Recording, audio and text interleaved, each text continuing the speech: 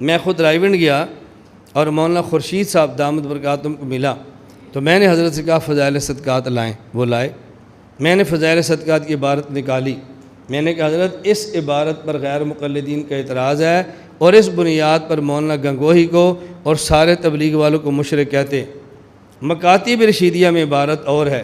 مجھے فرمایا مکاتب رشیدیہ میں کیا ہے؟ میں نے فضائل صدقات کی حاشیہ اور عبارت لکھ دی۔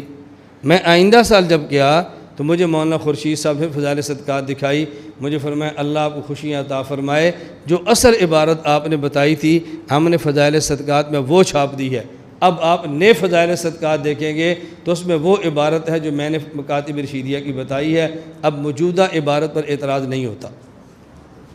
میں صرف یہ کہہ رہا ہوں کہ آپ اندازہ فرماتے ہیں ہم کہاں کہاں کس کس مورچے پہ جا کے لڑائی لڑ رہے ہیں، لیکن جس کو نہیں پتہ اس کو یہی گلہ رہنا ہے کہ جی سال نہیں لگایا، وہ جی چلہ نہیں لگایا، وہ جی ہمارے ساتھ گشت نہیں کیا۔ میں نے کہا خدا سے ڈرو، کچھ حیا کیا کرو۔ میں نے ایک مرتبہ تلمبہ رائیونڈ کی شاخ بیان کیا اور میں نے خطبے میں آیت پڑھی کل ھذی سبیلی ادعو الی اللہ علی بصیرۃ انا ومن اتبعنی۔ جب میں نے آیت پڑھی تو طلباء ہنسنے لگ گئے۔ میں نے خطبہ ختم کیا، میں عام طور پہ خطبہ بہت مختصر پڑھتا ہوں، لمبا خطبہ نہیں پڑھتا۔ میں نے خطبہ ختم کیا تو میں نے طلباء سے کہا میں جانتا ہوں تم کیوں ہنسے ہو، تم ہنسے ایسے ہو آیت تبلیغ والوں کی ہے، پڑھتا مناظر ہے۔ ہم نے آیتیں تقسیم کی ہوئی ہیں نا، کوئی آیتیں مناظرین پڑھتے ہیں، کوئی مجاہدین کی پڑھتے ہیں، کوئی یہ تبلیغ والے پڑھتے ہیں، اپنی اپنی آیت۔ جب بھی آپ جمعہ سنیں گے نا یا بیان، اپنی اپنی آیتیں۔ ایک ہم فقیر ہیں کہ جن اعلان کیا ہوا کہ نہیں بھی سارا قرآن ہی ہمارا ہے، سارا قرآن ہمارا ہے، سب کا دفاع کرنا ہے، سب کو پڑھنا ہے۔ پھر میں نے ان کے مزاح میں کہا، میں نے کہا زیادہ نہ ہنسو، یہ آدھی آیت آپ کی ہے آدھی میری ہے، ادعو الی اللہ آپ کی ہے، اللہ بصیرت میری ہے۔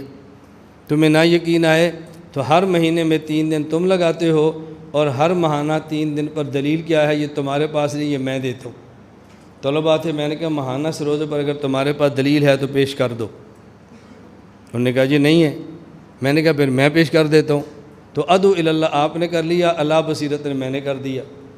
یہ ایک لمبا واقعہ ہے جس کے میں پس منظر نہیں بتاتا کہ بہت سے لوگ ایسے بات کہہ لیتے ہیں جب بعد میں پھر انکار کرنا شروع کر دیتے ہیں، اس کی بنیاد کیا تھی۔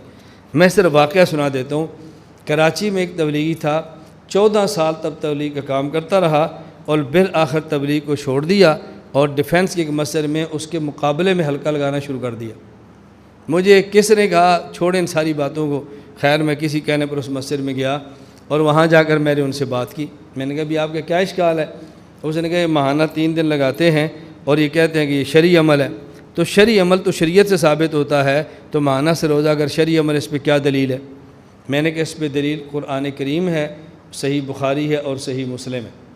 مجھے کہتا ہے جی وہ کیسے؟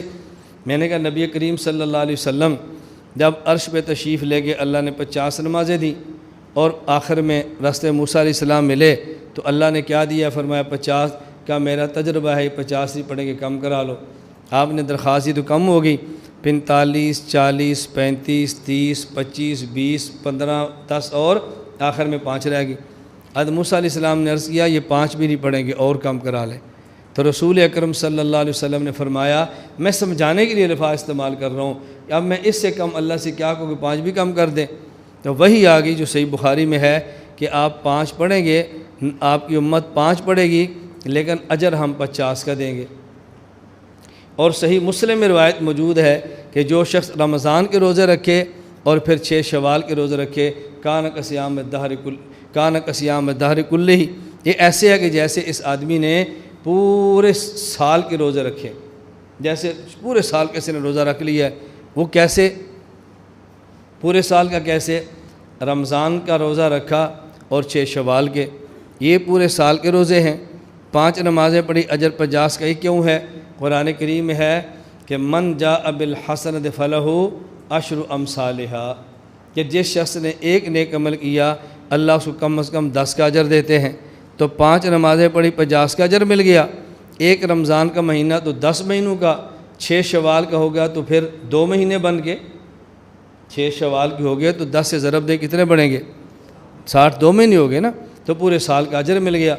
میں نے کہا قرآن کریم میں ادعو دعوت دو، بلغ تبلیغ کرو، اب کتنی کرو؟ قرآن کریم نے اس کی اوقات نہیں بتائے، دن نہیں بتائے۔ پھر ہمارے کعبے نے فرمایا کہ ہر مہینے میں 3 دن لگا لو، نتیجہ یہ نکلے گا کہ 3 دن لگانے پر 10 کا اجر ملتا ہے، تو ہر مہینے 3 دن لگانے سے پوری زندگی دعوت کا اجر مل جاتا ہے۔